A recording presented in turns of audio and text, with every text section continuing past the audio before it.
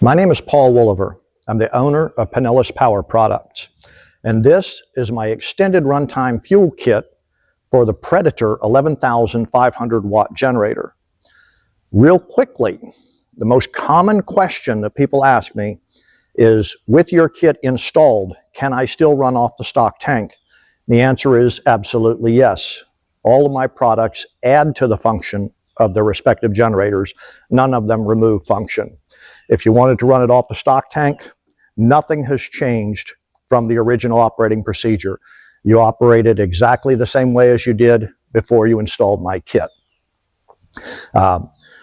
Also, if after watching this video, if you would like more information on this product, look in the description section of this video and you'll see a link to my website. On my website, you will have the product page as well as the installation instruction video and this video and an FAQ page. If you still do not see all the information that you want, do not hesitate to call me or email me. My phone number and my email address are right there on the website, so you can get in touch with me immediately. While we're on the subject, please do not attempt to contact me through YouTube messages or through YouTube comment section. I do not monitor the comments. I simply don't have time. So now let's go ahead and show how this system works.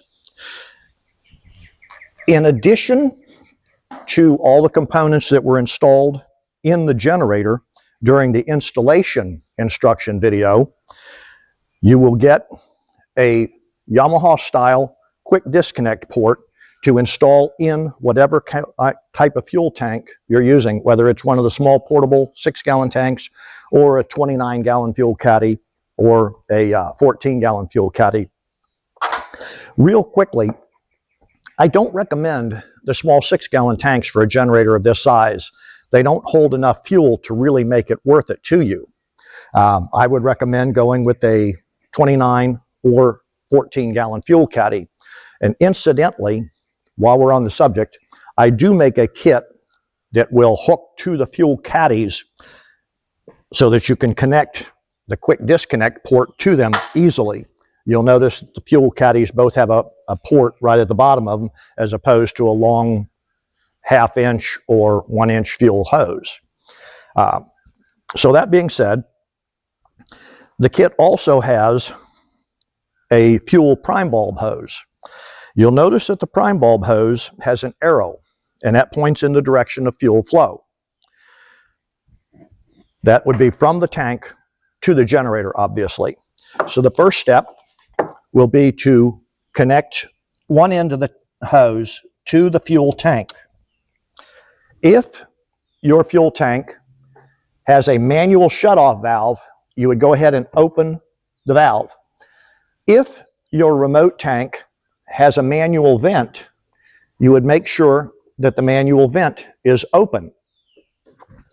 And then you would hook the other end of the hose to the fuel inlet port on the generator. Keep in mind, if this is the first time you've used it, this hose is full of air. So you need to purge the air out of the hose and get gasoline in it. The easiest way to do that is move the fuel selector valve to the gasoline position and pump the prime bulb until you feel gasoline in the prime bulb, and it'll get a whole lot firmer once there's gasoline in it. So once you've gotten the gasoline into the hose, you would move the fuel selector valve to the off/storage position. And that's not a misprint or a typo. If you're running it off the stock tank, you'd put the gasoline selector valve in the gasoline position.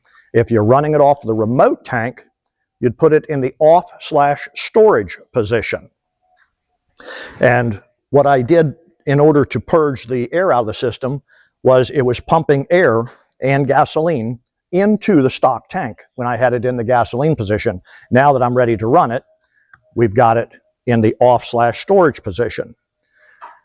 To start the Predators, you move the master switch to the on position, and then you will press the start button and release the start button 2 times.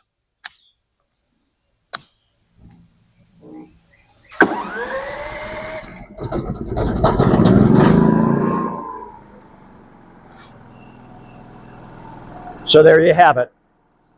With my system, if you use whatever size fuel tank you choose, and then like if this fuel tank were to run empty, I could disconnect the hose from this fuel tank and move the hose to another fuel tank while I got this one refilled. So you can run almost indefinitely with one of these systems. Let's go ahead and shut this off so we can hear each other better.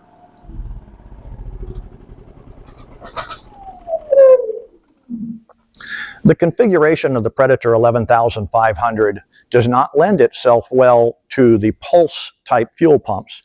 So this one is using an electric fuel pump, which is slightly more complicated, okay, a lot more complicated to install. However, it gives you a lot more versatility. And one of the things that it does is gives you a lot better lift value on the pump. This one will actually pull fuel from a vehicle fuel tank. If you need any information on that, do not hesitate to call me. Otherwise, I thank you for your time.